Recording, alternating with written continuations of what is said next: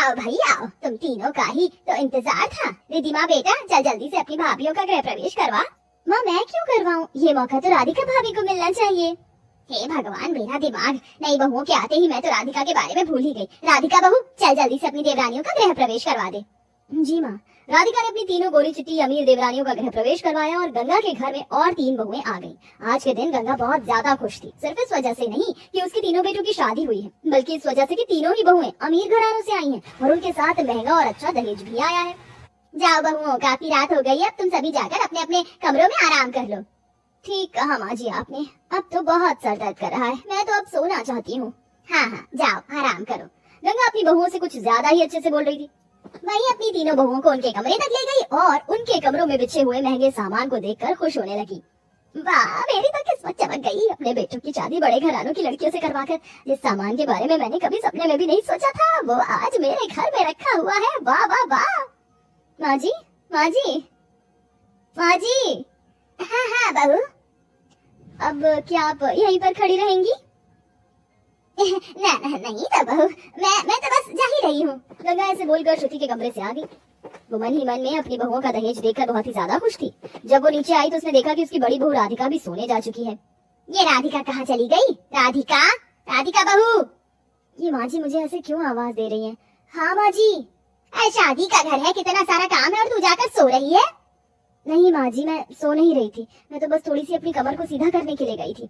हो गई आप कमर सीधी? तो जल्दी से घर को साफ कर, सुबह को नई बहुएं भी जागेंगी तो ऐसा गंदा घर देखेंगी। माँ अब तो काफी रात हो गई है, अब इस वक्त भाभी को भी आराम करने दो ना, सुबह को चारों भाभी मिलकर सफाई कर लेंगी। तुम सभी एक से बढ़कर एक ज्ञानी क्यों बनते हो? मैंने कहा सफाई अभी होगी, बस अभी ही होगी, और ये मैं पूछ नहीं रही हूँ, बता रही हूँ। अच्छा ठीक है माँ जी, मैं समझ गई, मैं अभी जल्दी से घर को साफ कर देती हूँ। बेचारी राधिका थकी हुई थी लेकिन फिर भी उसने घर की सफाई की। रिद्धिमा को उसकी हालत पर तरस आया, इसलिए उसने भी राधिका की मदद करवाई। रिद्धिमा तुम ये सफाई मत करवाओ, मैं कर लूंगी, रात बहुत हो गई है, तुम जाकर सो जाओ।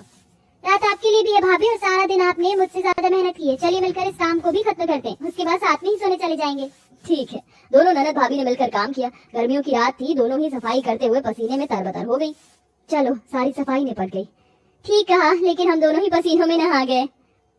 अब ताजे पानी से सुबह में नहाएंगे, अभी सोने चलते हैं। रिद्धिमा और राधिका दोनों अपने अपने कमरों में सोने को चली गई। रिद्धिमा के कमरे में टेबल फैन था और एक खिड़की भी थी जो कि खुली हुई थी। रिद्धिमा ने अपना फैन चलाया और वो सो गई, लेकिन राधिका का कमरा बिल्कुल बंद था। उसके कमरे में कोई खिड़की नहीं थी और साथ ही उसके कमरे में बस एक पंखा था जो कि काफी पुराना हो चुका था और उसकी हवा भी ठीक से नहीं लगती थी।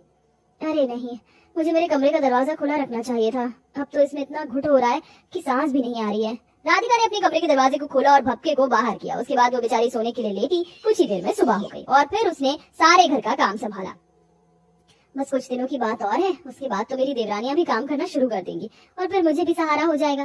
राधिका सोच ही रही थी कि कुछ समय बाद उसकी देवरानियां भी घर के काम करने लगी, लेकिन ऐसा कुछ नहीं हुआ। शादी के लगभग 1 महीने बाद तक भी उसकी देवरानियों ने किसी काम की जिम्मेदारी अपने ऊपर नहीं ली। गर्मी बढ़ चुकी थी, लेकिन ऐसे में भी सारा काम सिर्फ राधिका ही संभालती थी।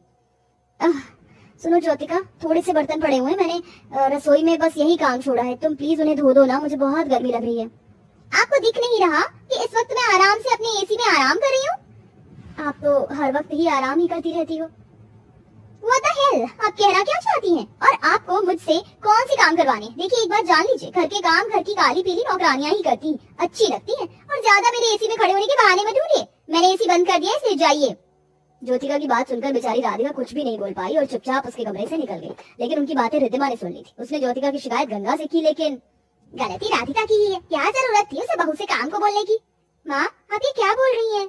तू मुझसे बेकार की शिकायतें मत कर। अगर ज्योतिका, श्रुति और अंशिका घर का काम नहीं भी करती है तो भी ठीक ही है, आखिर वो इतने अमीर घरानों से आई हैं, कितना सारा दहेज लाई है, बस इतना ही काफी है उनके लिए। अपनी लालची माँ की बातें सुनकर रिद्धिमा हैरान रह गई। उससे अपनी गरीब भाभी की यह हालत नहीं देखी जाती थी। तीनों अमीर बहुएं तो हमेशा अपने कमरों में एसी या कूलर की हवा में आराम करती रहती थीं और बेचारी राधिका सारा दिन काम करके भी रात को भपके में ही सोती थी। किसी को उसकी हालत का अंदाजा नहीं था, लेकिन सभी को उसकी हालत का अंदाजा करवाने के लिए रिद्धिमा ने एक दिन एक चाल चली। जैसे ही रात हुई उसने अपने घर का फ्यूज उड़ा दिया। रिद्धिमा के भाई और बाप आज के दिन घर से बाहर थे, इसीलिए किसी को पता नहीं चला कि आखिर हुआ क्या है। ये एसी और लाइट कैसे बंद हो गई? भाभी आप तीनों यहाँ आ गई? चलिए अच्छा है, आज मैंने सुना था बिजली में कोई काम चल रहा है, इसीलिए आज सारी रात बिजली नहीं आएगी। क्या? तो अब हम रात को सोएंगे कैसे? बहू अब तो जैसे भी हो सो जाना।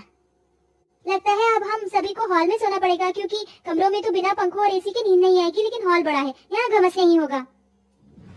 सभी को ना चाहते हुए भी रिद्धिमा की बात माननी पड़ी। तीनों अमीर बहुएं और गरीब राधिका सभी अपने तकिए हॉल में ले आए और वहीं लेट गए। राधिका सारे दिन की थकी हुई थी, लेटते ही उसे नींद आ गई, लेकिन तीनों आलसी और घमंडी देवरानियां और साथ में गंगा किसी को नींद नहीं आ रही थी। किसी तरह करवटें बदलकर उनकी रात कटी और अगली सुबह जब ज्योतिका वॉशरूम गई तो उसे वहाँ फ्यूज पड़े हुए दिखाई दिए। माँ जी, कोई बिजली नहीं काटी गई थी, हमें परेशान करने के लिए किसी ने ये साजिश रची थी। ये देखिए फ्यूज है। ये किसने किया? रिद्धिमा, तू क्यों किया तूने ऐसा? हाँ मैंने किया, सिर्फ आप सभी को समझाने के लिए माँ। मैंने वही किया जो आप सभी राधिका भाभी के साथ करते थे। एक दिन में ही माँ, भाभी, आप सभी को अपनी नानी याद आ गई ना? लेकिन रोजाना राधिका भाभी घर के सभी काम करके अपनी भट्टी जैसे कमरे में समय बिताती हैं। क्या किसी को उनके दुख का अंदाजा है? वो बेचारी हर रोज मेहनत करती है, लेकिन कोई भी भाभी गर्मी में उनके कामों में हाथ नहीं बटाती। और इतना ही नहीं, अगर वो बेचारी भूले से अमीर भाभीयों के कमरे में चली भी जाती तो अमीर भाभी अपने कूलर ऐसे बंद कर देती है। क्या ये अच्छी बात है? और आप माँ, आप अपनी अमीर बहुओं से कुछ क्यों नहीं कहती हैं? क्योंकि ये अमीर घरानों से हैं। माँ ये मत भूलिए, जो इनका मायका था वो ये पीछे छोड़ आई और अब सभी बहुएं एक बराबर हैं। रिद्धिमा की बात सुनकर सभी शांत हो गए। तीनों अमीर बहुओं ने पहली बार इतनी गर्मी को झेला था। अब उन्हें अपनी अमीर जेठानी की मेहनत का अंदाजा हुआ और उन्होंने उससे माफी मांगी। हमें माफ कर दीजिए भाभी, हमारे पास बोलने को शब्द नहीं है। मुझे भी माफ कर दे बहू, आज मेरी बेटी ने मेरी आंखें खोली हैं, मैं बहुत शर्मिंदा हूँ। अरे नहीं नहीं माँ जी, ऐसे बोलकर आप मुझे शर्मिंदा कर रही हैं। राधिका ने सभी को माफ कर दिया, फिर क्या था? अब राधिका की हालत का सभी को अंदाजा था। उस दिन के बाद से फिर कभी उसकी देवरानियों ने आलस नहीं किया। अब सभी बहुएं घर में मिलजुल कर काम किया करती थी और गंगा ने भी राधिका के कमरे में कूलर लगवा दिया था, जिससे कि वो भी उसकी हवा में कुछ देर को आराम कर लिया करे। और अब सब कुछ ठीक हो चुका था।